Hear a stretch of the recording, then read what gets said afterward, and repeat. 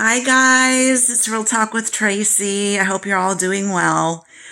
I've been home now for about 2.5 weeks and I'm finally feeling better. Unfortunately, after my trip to Israel and Jordan, I came home with COVID and my husband also had COVID and it really wasn't too bad. What was bad was Paxlovid. It tasted like what I would perceive bug spray to taste like in your mouth for like 5 or 6 days. So that was really, really hard. But I'm glad I'm better and I'm on the mend. I also had really bad vertigo where the room was spinning for like 4 days. So that was tough. But I'm here to talk about what do I want to talk about? I want to talk about the Gate 1 trip and how I feel about it. It was to Israel and Jordan and Petra, which has always been a dream of mine to also go to Petra, which is 2,000 years old. There's all these ruins. There's this big carving into the rocks called the Treasury. The Bedouin people are still there. All the ancestors are still there, and they're there giving camel rides and selling things. And there's so much history there. And it's absolutely beautiful. It's one of the wonders of the world. And in Israel, where all the religions started, Christianity, all the religions, it's important. Israel is so important to everybody. I think it's important to Jews and Christians and Muslims and so many other people. So it's such a holy place. And for those of you that don't know, I was gifted this amazing, incredible trip by my dear friend Vonnie for me and my husband for my 60th birthday. So it was really a dream. And I can't say thank you enough. She is amazing. But anyway, let me get on with Gate 1. So I booked Gate 1. I booked Gate 1. Why? I booked Gate 1 because I thought the prices were fair. They had a lot of good feedback. They had a lot of choices. I had been on trips many years ago with L'Oreal when I was working there, and we always did these bus tours. Now, on our buses, we had a toilet in the back of the bus.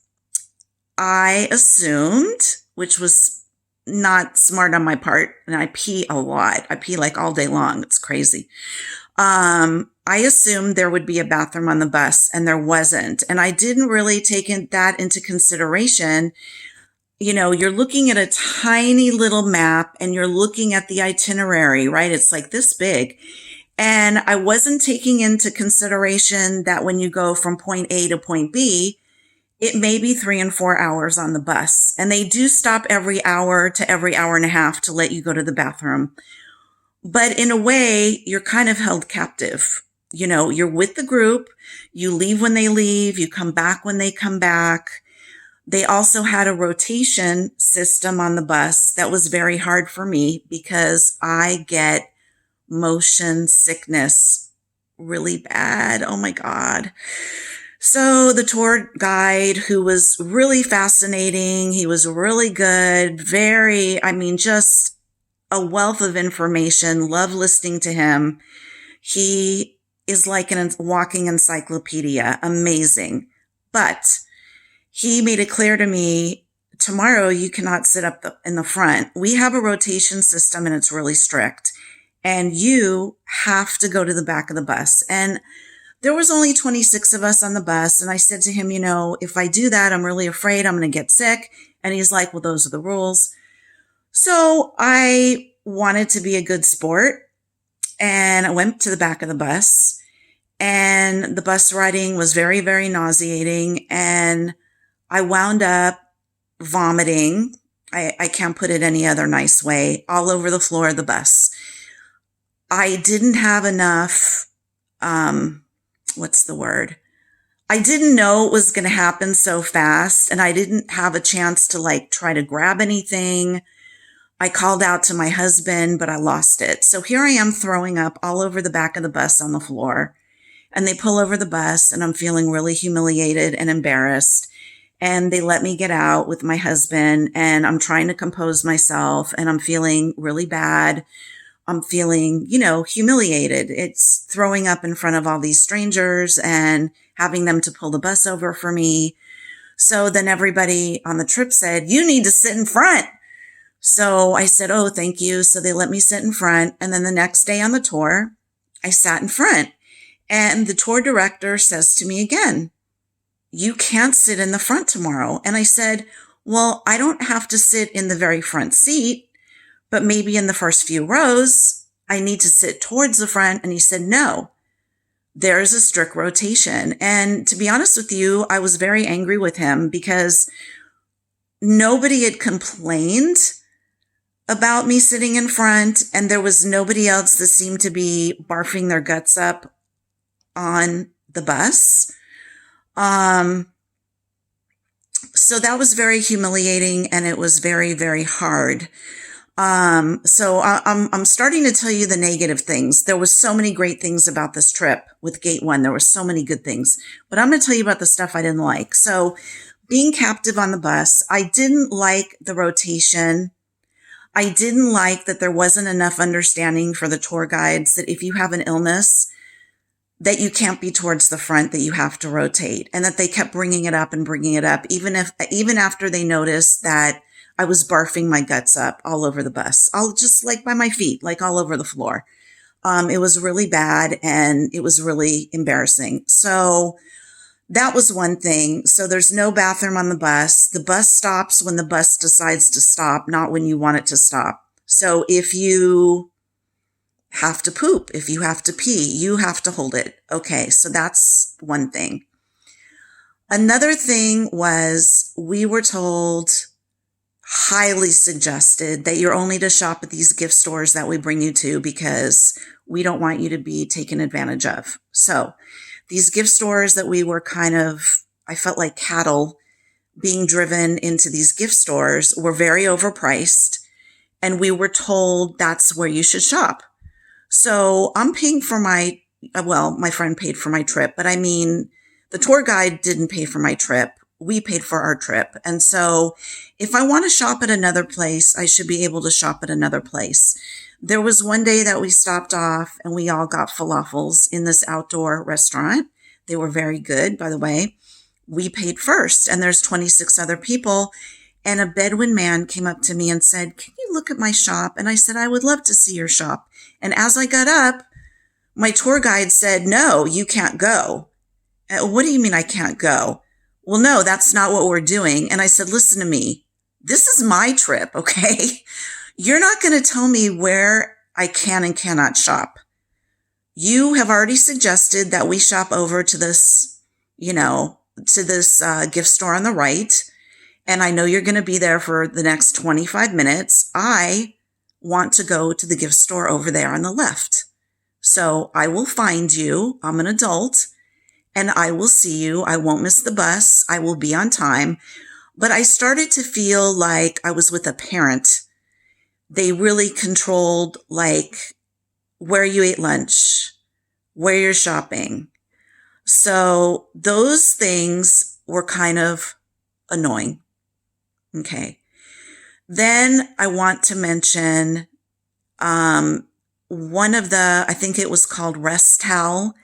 It was a hotel in Tiberias. I don't know if I'm saying that right, but in Israel, it was very low end. And when I say low end, I came out of the shower, I put on a pair of white socks, and the bottoms of my socks were almost black. They were dark, dark, dark brown from all the dirt on the floor in my room. It was really low end, this one hotel, and it should not be in their itinerary. The sheet on the bed was so thin that you could see the stripes on the mattress. There was no mattress pad, and I found the whole thing there to be really disgusting. Also, when I went to sit down, this was the day that I had thrown up on the bus. I couldn't find the table that had our group, and so there was a table for two. And my husband and I sat down, and the man that worked there came over. He picked up our food. He said, who are you? Who are you with? You can't sit here. Why are you sitting here? He was questioning me, and I was just really aggravated with the whole thing. He finally made apologies to me, and I actually gave him a hug. And I did talk to the hotel about being so the room being so incredibly dirty, but it's really this Restal hotel that was there, more like a motel, very low end. If I was a gate one, I would not have that in my itinerary at all. So those were a couple things that I didn't like. Another thing that I did, and it was my fault, I booked too many tours that were walking over cobblestones. I have 5 herniated discs in my back, and I got really bad sciatica pain running down the back of my leg. And when you're walking over cobblestones, it really aggravates your back if you have sciatica. So I didn't want to just sit and wait there and not do it. I just kept popping the Tylenol, popping the pain pills. Nothing was taking the edge off. By the end of the trip, it was almost a 2-week trip. One morning I was just bawling. I just had so much pain, and that was my fault. I overly booked myself as if I was 25, going 4 miles every day over cobblestones. It was too much for me. But am I glad I went? Am I thankful I went? Am I blessed that I went? Yes, I am. And I love the people that I met on the group. The tour guide was actually great. I thought he needed to be a little more empathetic to my situation. The tour guide in Bethlehem was amazing. She was a woman. I forget her name, but she was incredible. And the tour guide in Jordan, Hassan, was wonderful. What I love about him, and Hassan, if you're seeing this, you got me addicted to sesame cookies, because he brought these sesame cookies on the bus and he was sharing every day. And he is just a really nice young Jordanian man. And he told us about not only the history, but about the life of the people in Jordan. And he told us a lot of stories about his family, and I found it fascinating. And he just had a way of telling stories that a 3-hour bus trip went by in a snap. I loved listening to him. He was a gem. So very, very good. They were all very good. And he too brought up the thing about having to, go to the back of the bus if you're on the front of the bus. What I did on one of the days is I just stayed at the hotel. I was in so much pain. I'm like, you know what? I just can't go. One of these days, I'm just going to stay at the hotel and I'm going to get a massage, which was at, I believe, the Movenpick Hotel in Amman. And I'm trying to think, was it the Movenpick? No, it was actually, I think it was in Jerusalem. Anyway, it was at one of the hotels and the massage was outstanding. I had a couple massages while I was there. Very, very, very good. And then in Amman, there was Turkish baths down the street from the Movenpick Hotel where we got Turkish baths. And that was freaking incredible. It was not on our itinerary, but the second to the last day, I said to my husband, let's just relax and go get these Turkish baths. They are going to steam us. They're going to put us in a jacuzzi. They're going to shower us like 8 or 9 different times. They're going to put clay all over our body. They are going to scrub our body. It's, one side is a women's, one side is the men's section. It is fascinating. It's incredible. It was 2 hours. It was like 80 dinars, which is like $120 American. It was 2 hours. It was 2 hours of being pampered, incredible pleasure. It was extremely clean. It was wonderful.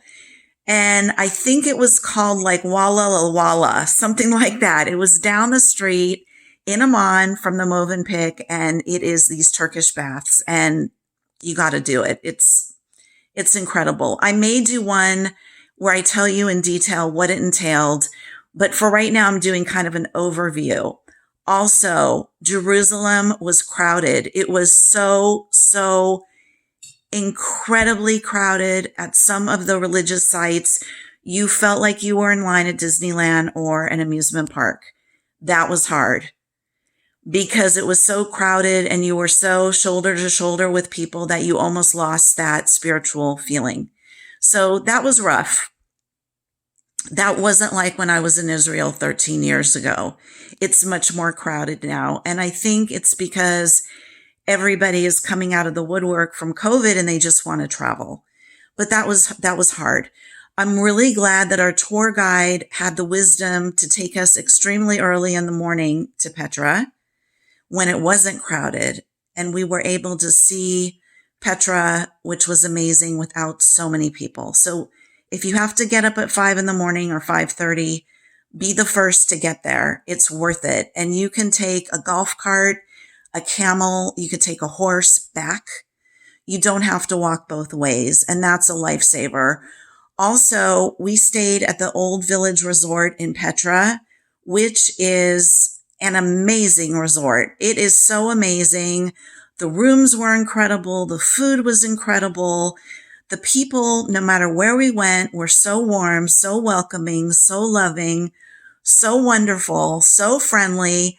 I can't say enough about the people I met everywhere. Whether it was on the bus from different parts of the United States on the trip, whether it was from people that live there, whether it was from people that were serving food, the tour guides, people that were working in the hotels, people that were even taking, at one point, I had to pay $1 to an Arab man to use the bathroom. And he wanted to teach me the language. And he was trying to teach me how to say hello in Arabic. And everybody I met that I had an exchange with was warmer and nicer and kinder than the next person, whether they be Jewish, Muslim, Christian. It didn't matter. I felt completely safe and embraced and loved by all these people I met. And I'm getting goosebumps. I'm literally getting goosebumps all over my body talking about how wonderful these people are in both these countries. That's why it's such a shame to me that people are fighting, because on both sides of the fence, let's say, wonderful, incredible, charming, smart, witty, beautiful people. So Petra was dreamy. You gotta go. You gotta see it. I missed Rob Lowe and Oprah by 2 days. Bummer. But it was amazing. And you know what? I love you guys. The Muslims pray 5 times a day. Correct me if I'm wrong. I think it's 5 times. You hear the call, the singing, the call to prayer, whether you're in Israel or in Jordan, and it is so beautiful. It is so enchanting. It is so beautiful. You hear it over loudspeakers. And the hotels that I was in, the ones that had windows I could open, I would open my window and I would just take in just the feeling of this beautiful call to prayer. Now, I'm a Christian Jew, but I appreciate their call to prayer. I found it to be just beautiful and wonderful and incredible, the feeling. I can't even explain it to you. So I wound up getting communion in Bethlehem. I wound up touching where Jesus was born in Bethlehem. I ate a lot of buffet dinners at the hotels that we stayed at. And I got to tell you, most of the food quality was outstanding. Incredible. And in 2 weeks, I only gained 2 pounds. Only 2 pounds. I was worried because I was eating everything. And then we bought huge boxes of these sesame cookies in Jordan. And my husband and I came home and we had COVID and we were really sick. And we wound up eating all the sesame cookies. We didn't give any to anybody. We ate all the sesame cookies.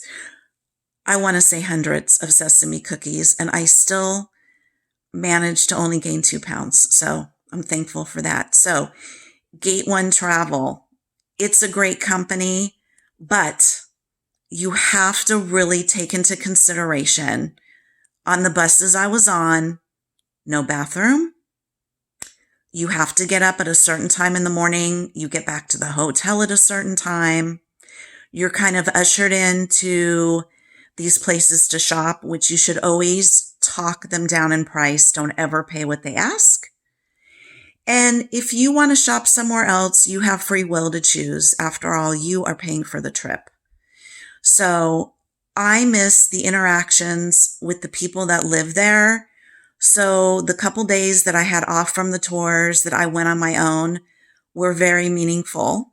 I got to meet people from the Israeli army. I got to meet in Israel an Arabic man that gave me, a young man, he could have been my grandson probably, that gave me an amazing massage. I found out all about his life. I got to really talk to people that live there. That's what I love about travel. I got to meet a Bedouin man in a cave in Petra, and I gave him some money and he invited me into the cave. And this is on my YouTube under shorts. So I wanted to tell you it was a dream. Turkish Airlines business class was a dream. The airport in Istanbul was frickin' like Macy's and Saks Fifth Avenue on steroids. It was like Disneyland for adults. It was incredible. The food was incredible. If you can go business class, go. Go on Google Flights and shop it every day, because you can go 1 month on a certain day on business class and it's $2,800 round trip on Turkish Airways to Istanbul from Los Angeles. You can go on another day and it's $5,000. So what you need to do is go on Google Flights and be flexible in where you're going and when you're leaving. And you could actually get a really good deal on business class, and it's worth it because you get pampered. They feed you and feed you and feed you and feed you and feed you. If you have more than a 9-hour layover, like going through Istanbul, you can get a free hotel there. You can get showers there. If it's under 9 hours, you can get Yotel, which you have to pay for, but it's an amazing sleep hotel inside the airport in Istanbul, which is worth the money. We had an 8-hour layover. We stayed at Yotel, and it was worth it. And I have videos on there on my YouTube, so look them up. It was incredible. And it saved us because I needed to sleep 4 or 5 hours, and so did my husband. And we could lay down on business class. The only thing I didn't like about the Turkish business class, they put cologne in the bathroom, and on the way landing, it seems like everybody and their sister and mother and daughter sprayed themselves with cologne. So I felt like I was going to throw up on the way back. It was too much, you guys. Turkish business class, take that cologne out of your bathroom. It's just too much. But anyway, if you have any questions, I like to be helpful. I've traveled most of my career, where with L'Oreal, I traveled 50% of the time. 50%. Wow, that was a lot of traveling. And now I am retired, early retired at 60, thanks to my husband and smart planning. Put away money in your retirement account as soon as you start working. Even if you're 15 years old, stick the money in a money market account with a good corporation like Fidelity, Vanguard, or T. Rowe Price, and let that money build and build and build and build. And don't put it all in one place. Mix it up: stocks, bonds, index funds, money market funds. So when you get older and tired like me and you start to get health issues, you will have enough money that you can retire early. Because let me tell you, as you get older, it doesn't get easier. I have quite a few health challenges. And so these trips get harder and harder. So make sure that you start putting your money away earlier and earlier and earlier. And as you get older, you won't have to work as hard. And that's a blessing. So anyway, you guys, I love you guys for watching. I'm a third of the way there to monetization, which means I'm going to get paid a few pennies. And one day, I can only dream that I will be able to earn enough money on YouTube to buy a chicken salad and a latte. I make that joke because I'm not going to earn that much money. I don't just talk about one thing. I talk about my life, and I give tips I hope to inspire, entertain. I just hope to connect with other people, and I hope that if you feel alone in certain things, that you can listen to some of my YouTubes and realize you're not alone in this crazy thing that we call life on a spinning planet in the middle of a solar system.